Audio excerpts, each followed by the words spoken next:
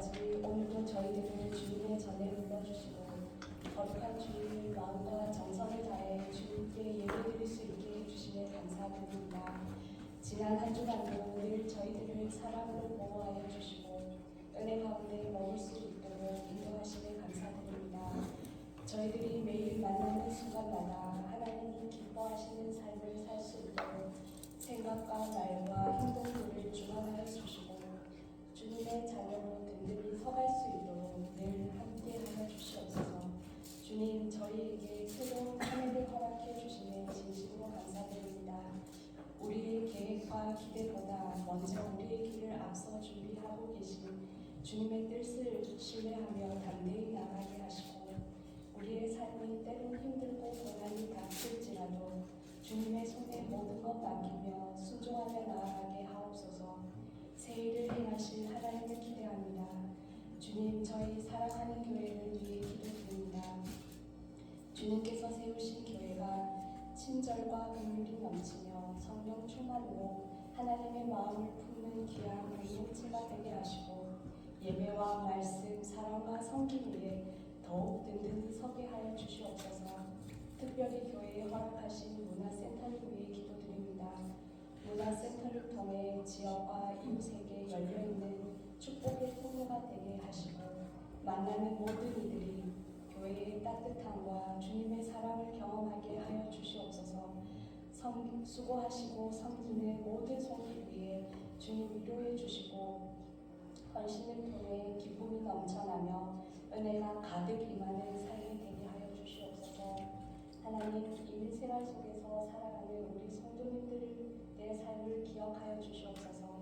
각 가정마다 주님의 평안으로 지켜주시고 학업에 계신 성도님들과 또 직장, 사업으로 애쓰시는 성도님들 위해 하나님의 크신 은혜가 더하는 한 해가 되게 하여 주시옵소서. 또한 영주권과 비자 문제로 기도하며 준비하는 성도님들에게 담대한 믿음을 허락하여 주시고 모든 과정 가운데 주님께서 친히 개입하셔서 그 길이 열려질 수 있도록 인도하여 주시옵소서. 주님, 이 시간 담임 목사님을 위해 기도드립니다.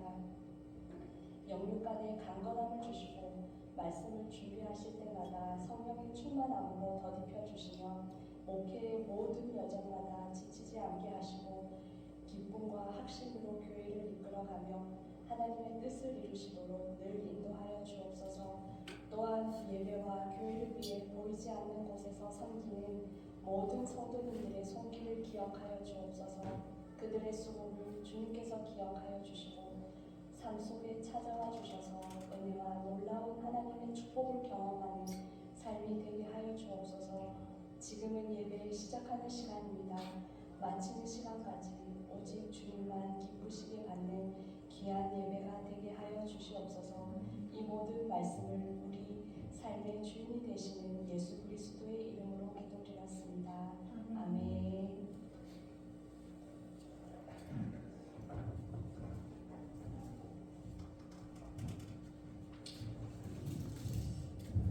오늘 우리에게 주시는 하나님의 말씀은 예레미야 9장 23절에서 24절까지 말씀을 우리 한 목소리로 공부하겠습니다. 예레미야 9장 23절에서 24절. 여호와께서 이같이 말씀하시되 지혜로운 자는 그 지혜를 자랑치 말라. 용사는 그 용맹을 자랑치 말라. 부자는 그 부함을 자랑치 말라. 사랑하는 자는 이것으로 사랑할지니 곧 명철하여 나를 아는 것과 나 여호와는 인애와 공평과 정직을 땅에 행하는 자인 줄 깨닫는 것이라. 나는 이 일을 기뻐하노라. 여호와의 말이니라. 아멘. 아버지, 오늘도 이 굳은 일기 가운데서도 저희들 주의 전으로 불러주시고 하나님 앞에 예배드리게 하시니 감사합니다. 하나님, 이 예배를 통해서 우리에게 말씀하여 주시는 하나님을 경험하는 저희들 되게 하시고 말씀이 인도하는 대로 순종하며 나아가는 저희들 되게 하여 주셔서 한 주간도 하나님의 은혜와 위로와 사랑과 축복이 가득 넘치는 은혜의 삶이 되게 하여 주시기를 원하옵고 감사드렸고 예수 그리스도의 이름으로 기도드리옵나이다. 아멘. 자, 오늘 말씀의 제목은 믿음은 하나님을 알아가는 삶입니다. 말씀의 제목 가지고 이 시간 말씀을 좀 나누기를 원합니다. 자, 우리가 믿음 생활, 믿음이라고 하는 것이 정말 중요하죠.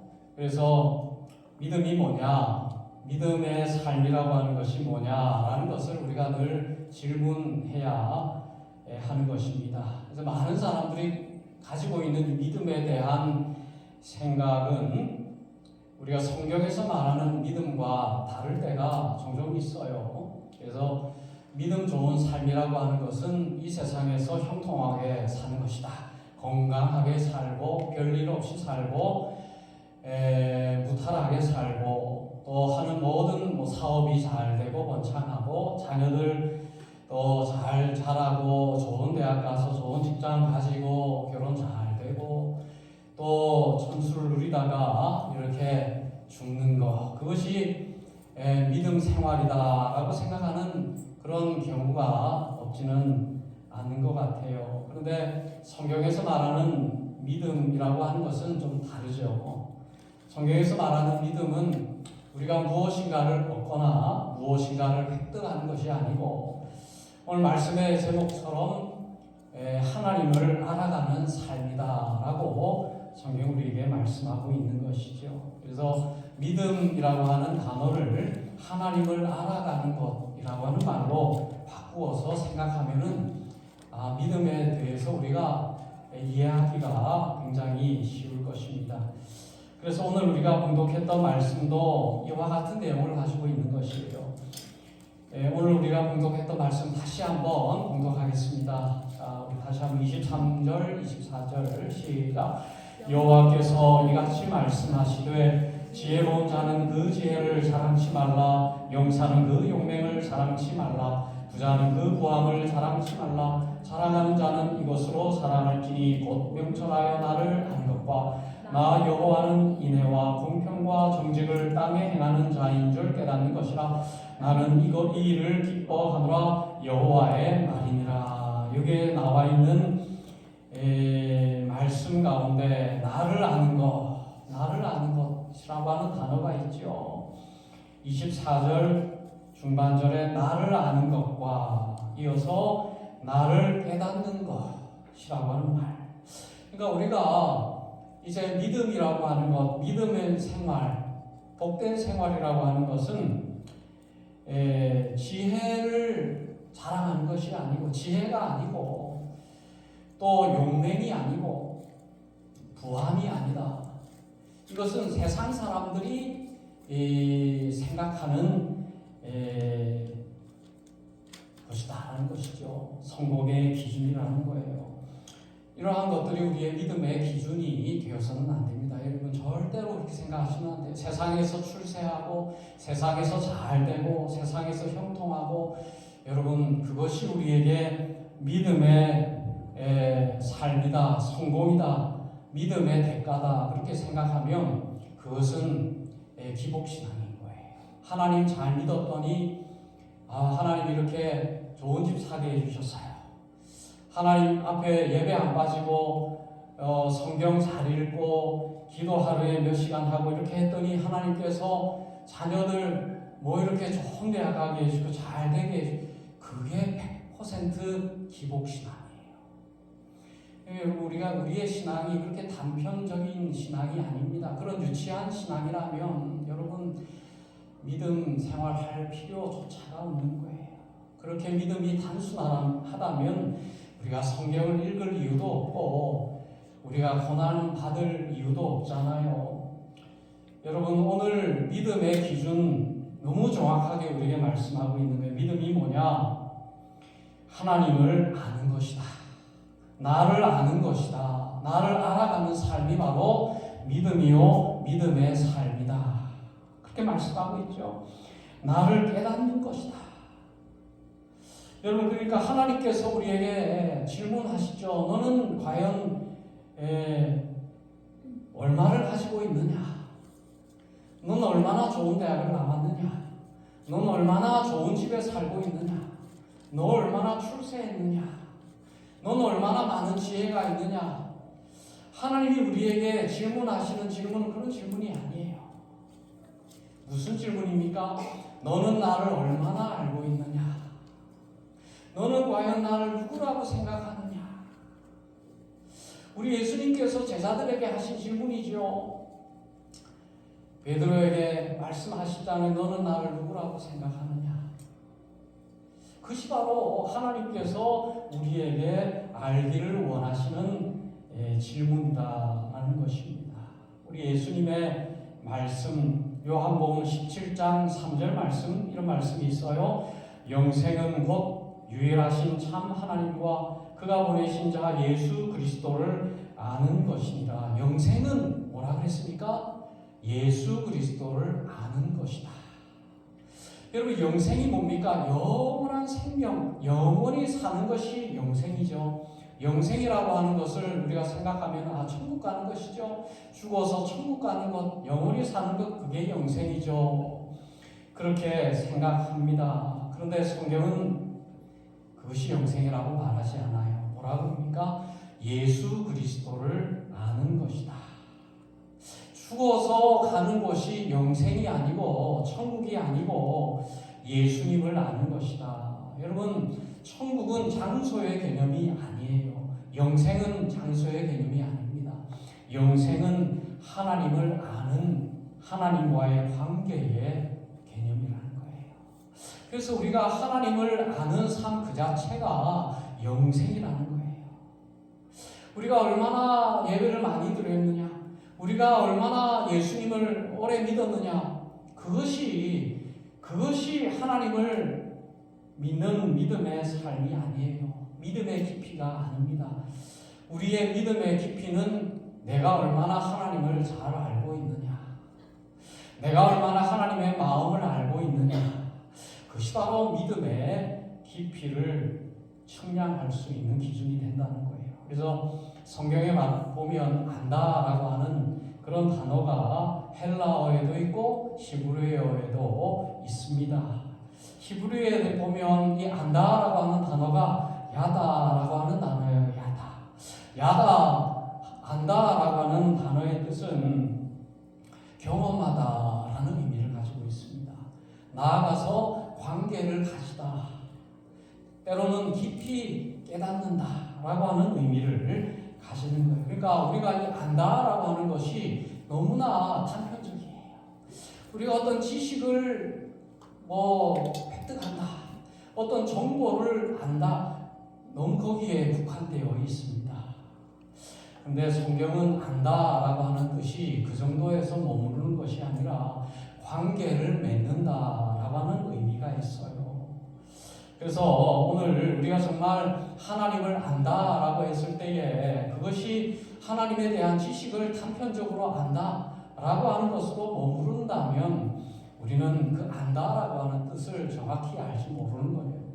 그래서 우리가 안다라고 했을 때 이것이 정말 인격적인 단어고 관계적인 단어다라는 사실을 우리가 알아야 됩니다. 그래서 호세아 6장 3절 말씀에 보면 여호와를 알자, 힘써 여호와를 알자.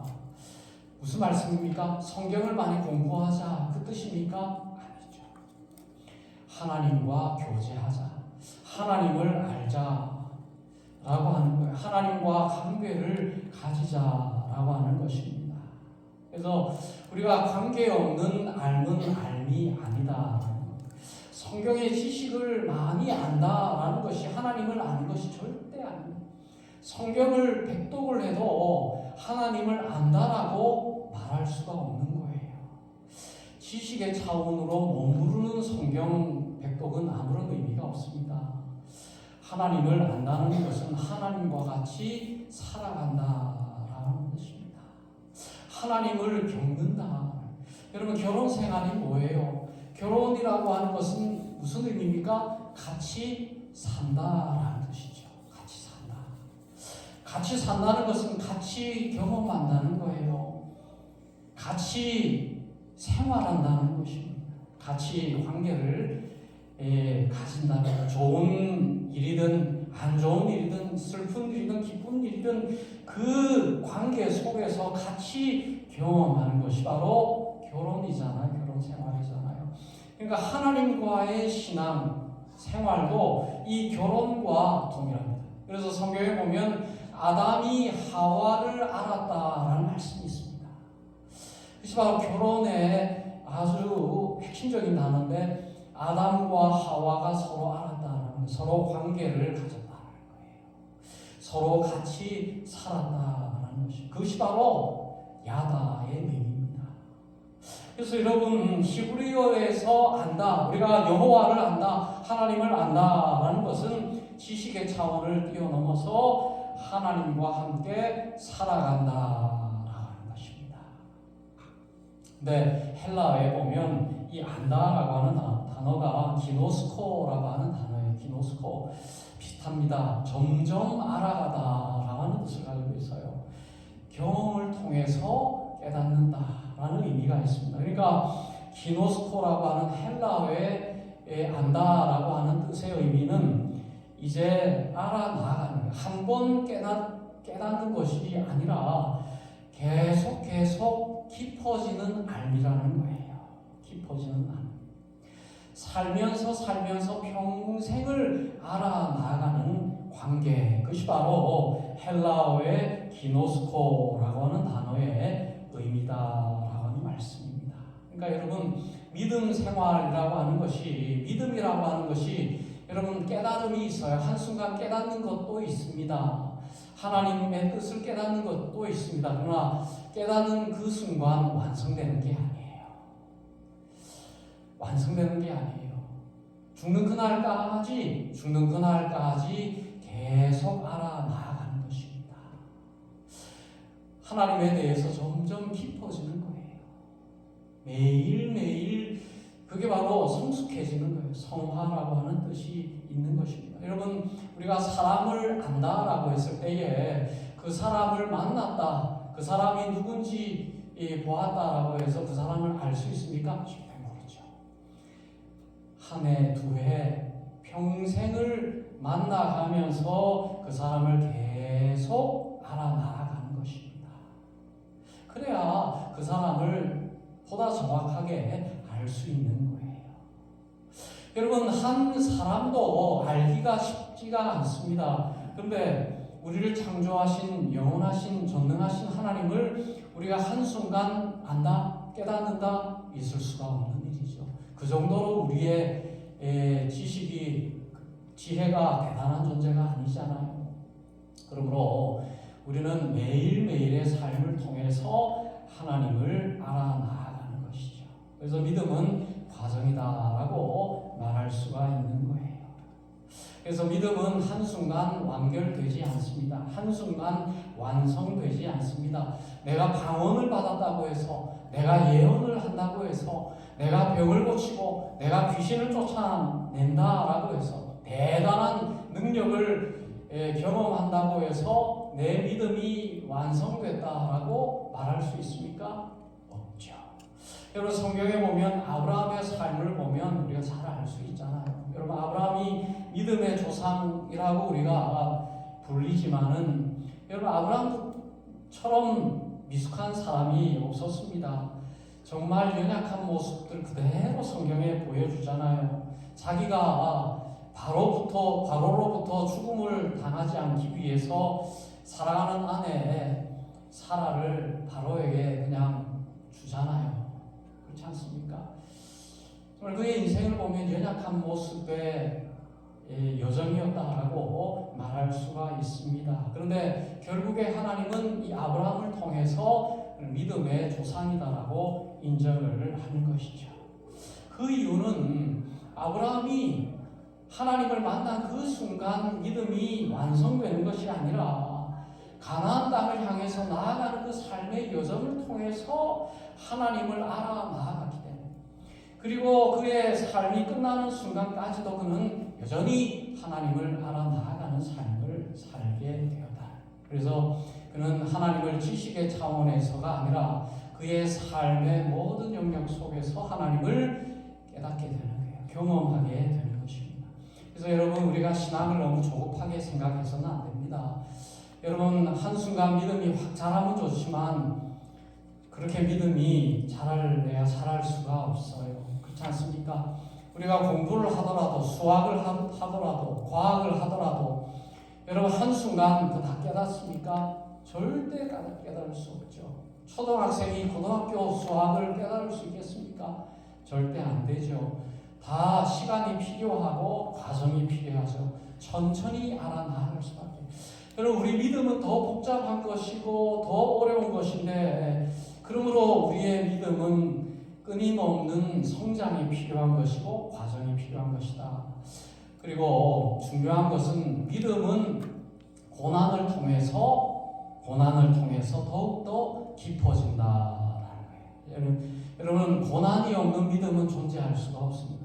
여러분 우리가 믿음 달라고 기도하죠. 하나님 나에게 정금과 같은 믿음 달라고 기도하잖아요. 그 기도가 무슨 기도예요? 고난 주세요라고 하는 기도 같습니다.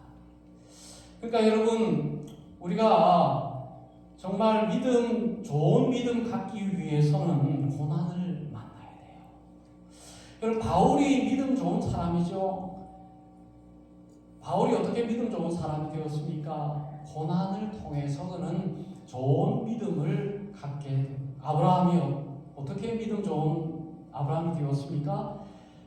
고난 때문에 그랬죠. 여러분 다윗을 봐도 여러분 다윗이 얼마나 많은 고난을 받았습니까? 왕이 되기 전에도 도망자의 삶을 살았을 뿐만이 아니라 왕이 된 다음에도 평탄하지 않은 여러 가지 어려움과 눈물과 배신의 연속 아니었습니까?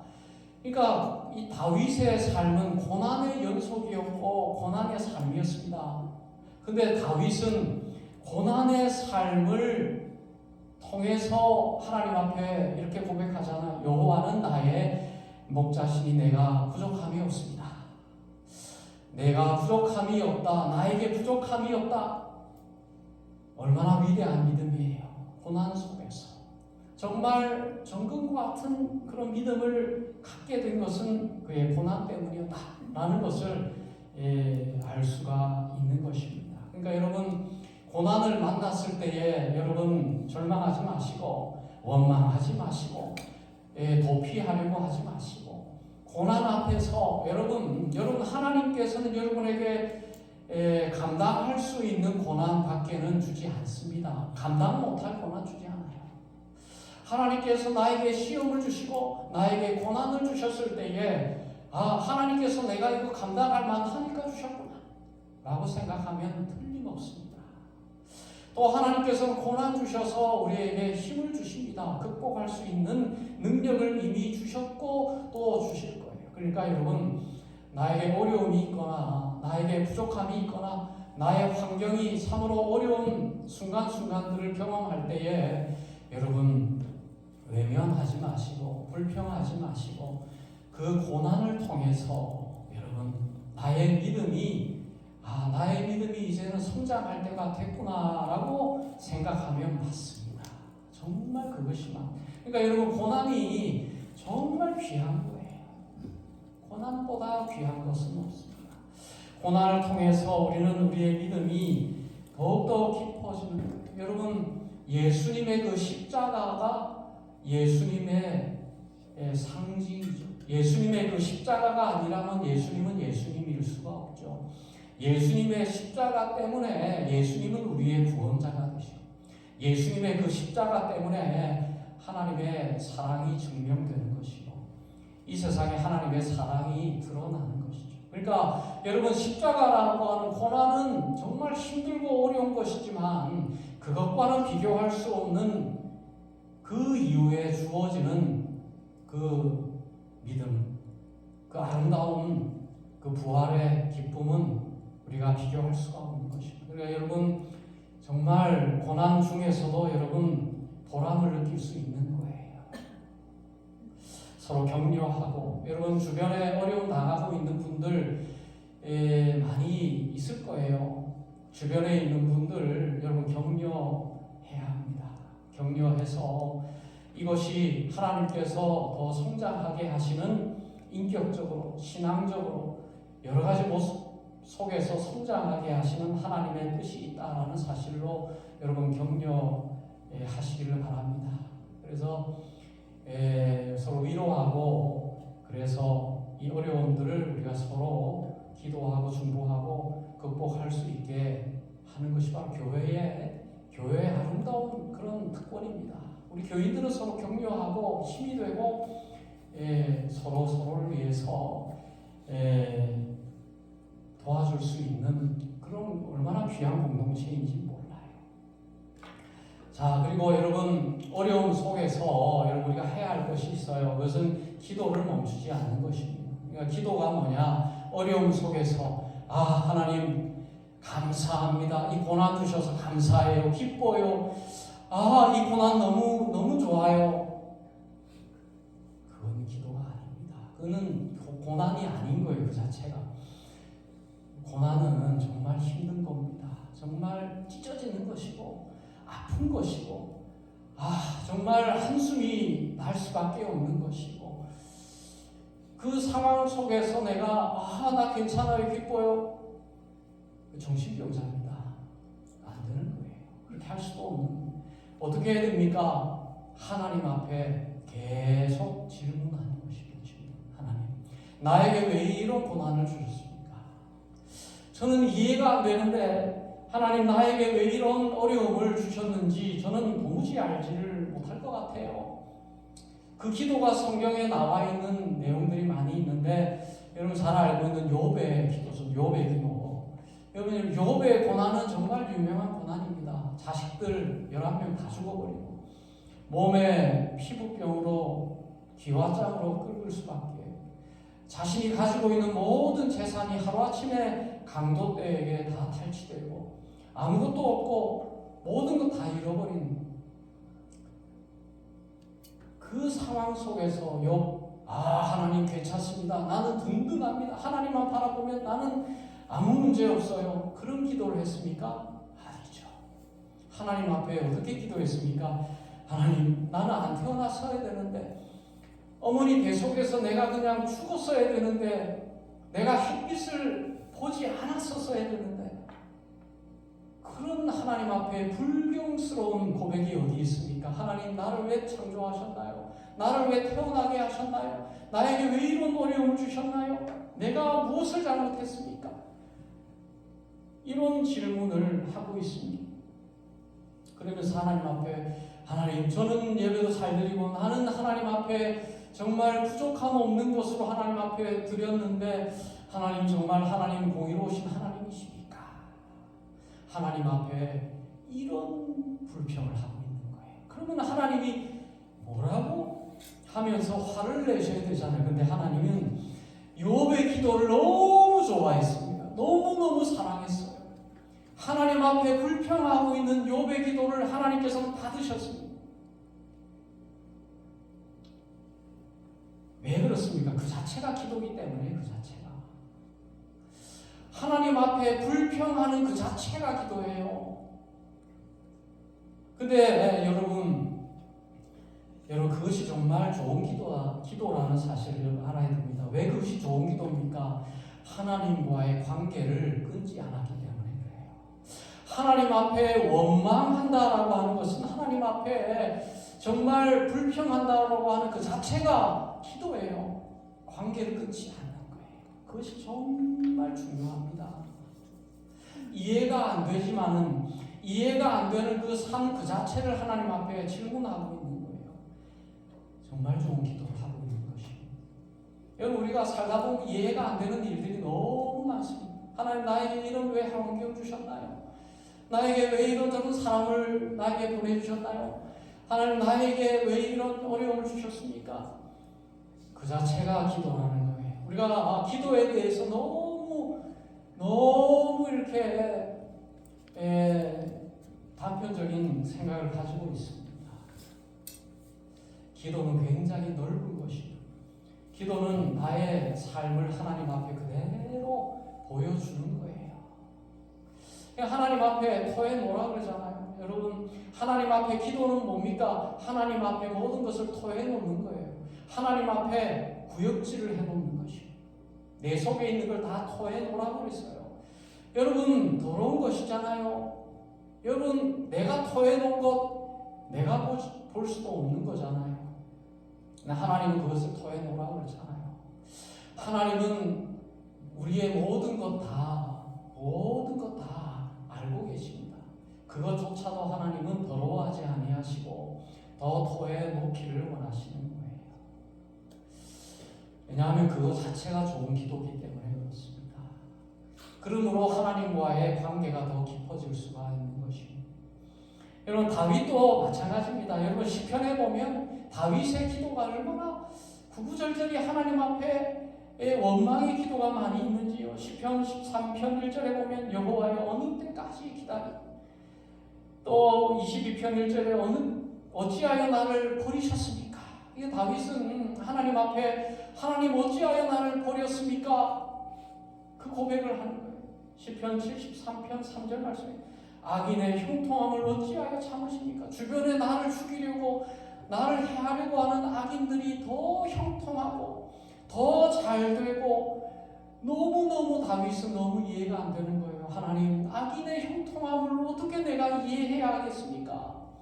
하나님, 왜 하나님을 안 믿는 저 사람들을 하나님 그냥 내버려 두십니까? 그 질문들이 다윗의 질문이요, 고백입니다. 하나님 어디에 계십니까? 하나님 왜 숨어 계십니까? 하나님 왜 나에게 침묵하십니까? 여러분, 이것이 다윗에게 있어서 정말 귀한 기도예요. 끊임없이 하나님 앞에 질문하잖아요. 자신의 이해 안 되는 것들을 하나님 앞에 다 얘기하잖아요. 여러분, 정말 하나님 앞에 못할 말이 없습니다. 욥이 그랬어요. 다윗이 그랬습니다. 나아가서 하박국 선지자도 똑같습니다. 하박국 선지자는 뭐라고 부릅니까? 하나님 어찌하여 악을 묵과하십니까? 이 세상에 악이 이렇게 넘쳐나는데 하나님 이 악을 왜 그냥 두십니까? 어찌하여 더 악한 자로 이스라엘 백성들을 심판하려고 하십니까? 왜 바벨론으로 우리 하나님의 백성 이스라엘을 심판하게 하십니까? 도저히 이해가 안 되는 질문들을 하나님 앞에 쏟아내고 있는 것이죠. 이해가 안 되죠. 이방 저 잔혹한 바벨론, 저 하나님을 알지 못하는 극악무도한 자들이 어떻게 하나님의 백성들을 짓밟게 할 수가 있습니까?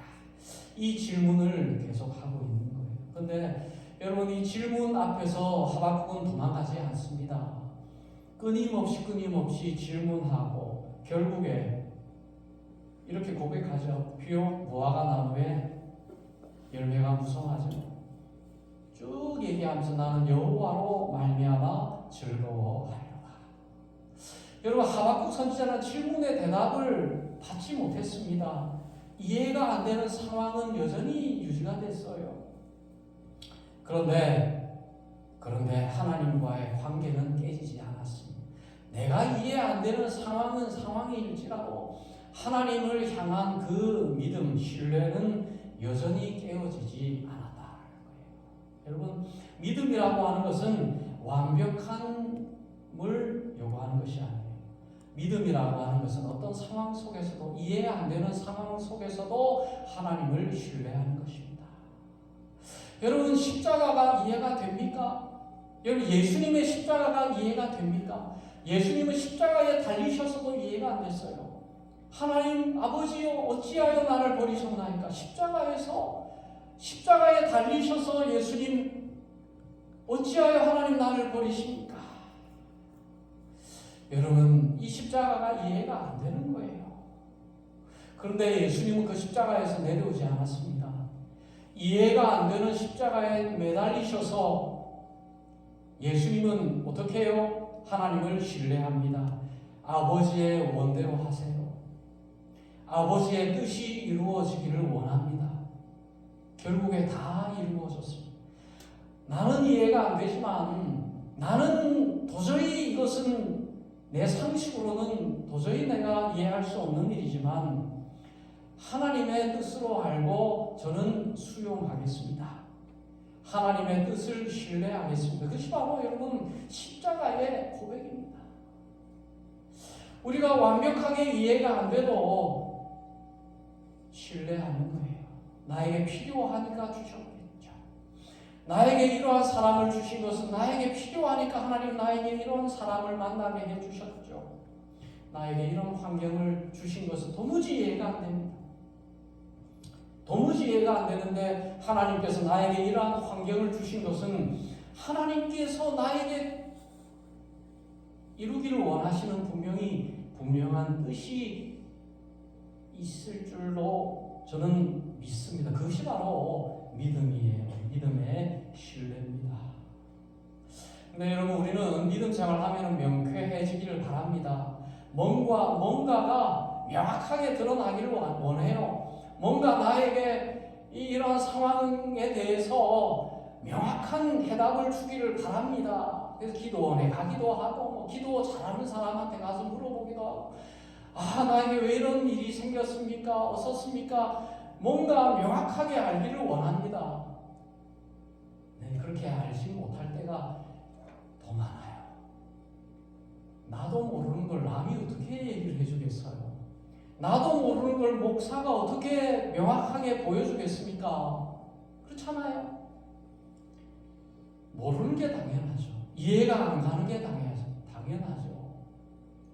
그럼에도 불구하고 눈물의 자리에서 묵묵히, 침묵의 자리, 하나님의 침묵의 자리에서도 묵묵하게, 그리고 기다림의 자리에서도 여러분 든든하게 서 있는 거예요.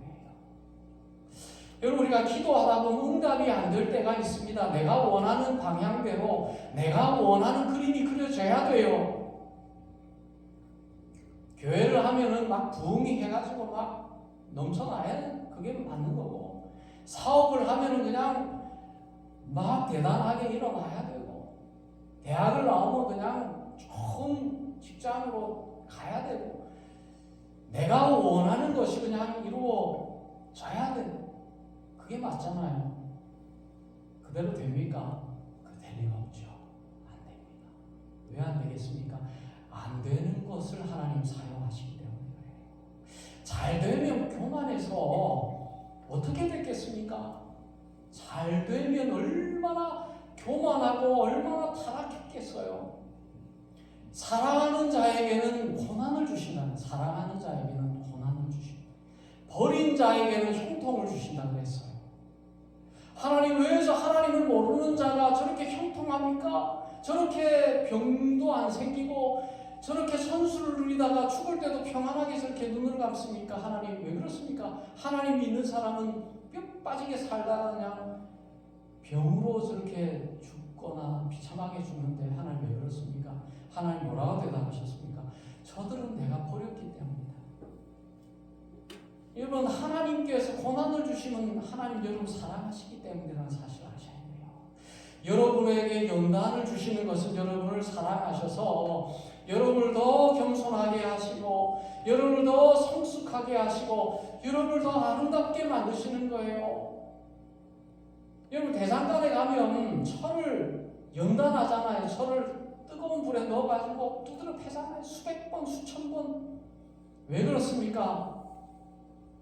좋은 철을 만들기 위해서 뜨거운 불 속에 넣기도 하고 차가운 물 속에 넣기도 하고 두드려 때리고, 그래야 아름다운 철이, 아름다운 금이 되어져 가는 거예요. 수천만 원에 이르는 그런 돈 주고도 살 수 없는 그런 작품이 되는 것입니다. 여러분, 우리에게 이러한 고난이 오는 것, 여러분, 하나님 여러분 작품을 만들려고 합니다.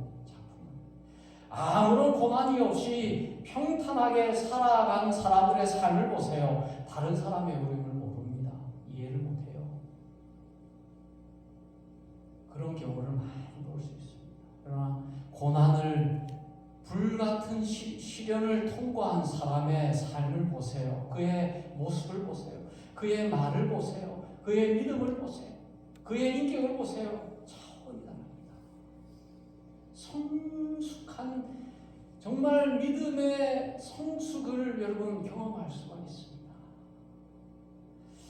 그래서 여러분 오늘 우리에게 믿음은 정말 귀한 것인데, 믿음은 하나님을 알아나가는 삶 그 자체입니다.